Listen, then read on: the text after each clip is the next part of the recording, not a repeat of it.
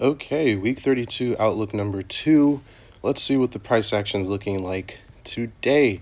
So, in the previous outlook, we discussed the opportunity uh, and the price action that was occurring. So we had the action mitigation for sell scenario, we had the sponsor candle mitigation for the buy scenario, and it looks like we dipped into the sponsor candle and effectively decided to continue running higher.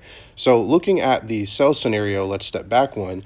We said that if this was going to happen, we would likely need to see a breakout structure of the sponsor candle and validating the bullish continuation. And then we would look for some sort of opportunity based off of a price gap or a sponsor candle, effectively an inefficiency object that would lead us to selling opportunities. Well, that didn't end up happening. What we actually ended up doing for looking at the sell side is we got the action mitigation, we ran into the sponsor candle, we created a price gap, but that you can see because it's not linked to a structural action or it's not a part of the mitigation of a structural action, we ended up mitigating it, but immediately invalidating this the price gap. And as you can see, the price action has started to move higher. So the selling opportunity as of right now, as it stands, is out of the picture. So the bullish opportunity that seems to be playing out currently is the sponsor candle play, which makes sense. We talked about the action mitigation the action mitigation of this inefficient pricing here, and then this inefficient pricing led to a break of structure, and so the pullback to mitigate that is what happened, and then we capitalize off of the mitigation of the sponsor candle created following this price action here. So as of right now, we're looking for just continuation, and we're at the mercy of raw price action to see if this is going to continue higher, or will price decide to just completely flip. But that is what we're looking at for 6B1 or pound futures. For the NASDAQ, well, I ended up being incorrect in looking for this opportunity. What actually ended up happening, if I go down to lower time frames, we did get some sort of response, but I'm not going to go down here. This ended up just being an invalid opportunity, and sometimes it fails. But everything, all the logic, this is the exact same logic that I have used for all of the areas of interest that I look at on all the pairs. Go back and look at all the outlooks. This is pretty much like I said, pretty much the exact same logic. So I would still use this, or I would still take this 10 out of 10 times. This one just happened to fail. So let's look at why it failed. Well, the first reason that possibly could be why it failed is, one, we had a break of structure here, and that break of structure had a lot of momentum, and so just leading up to it, it would have been very difficult to justify looking at this entry in hindsight. But based off of the bearish scenario, based off the bearish price action, it made sense. But the bulls were just strong enough to push through this area, and it looks like price actually ended up mitigating. I think that's what it did.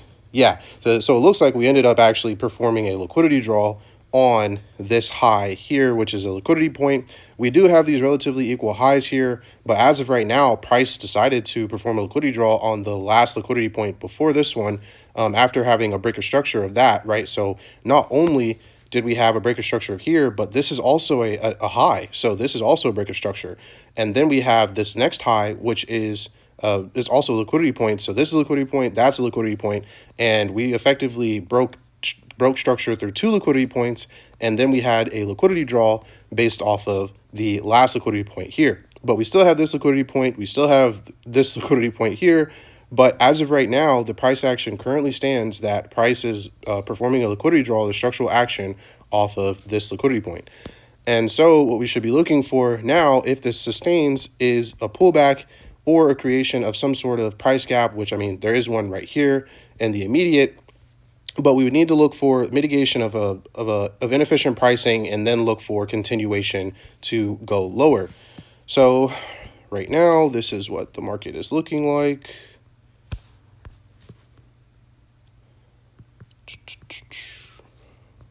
That liquidity draw. All right, cool. So we have the liquidity draw based off of this high here, and you can see that's leading to the price action for the bearish response as of right now.